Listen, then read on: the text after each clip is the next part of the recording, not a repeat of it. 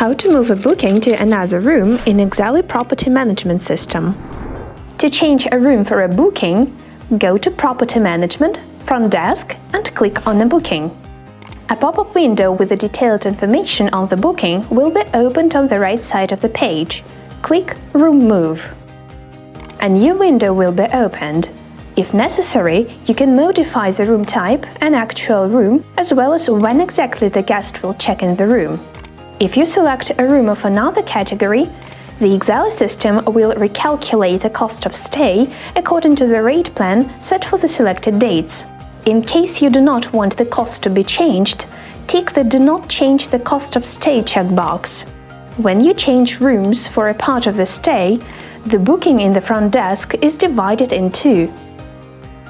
To see the information on the dates of stay and the amount due, mouse over any part of the booking. If you have extra questions, feel free to contact us.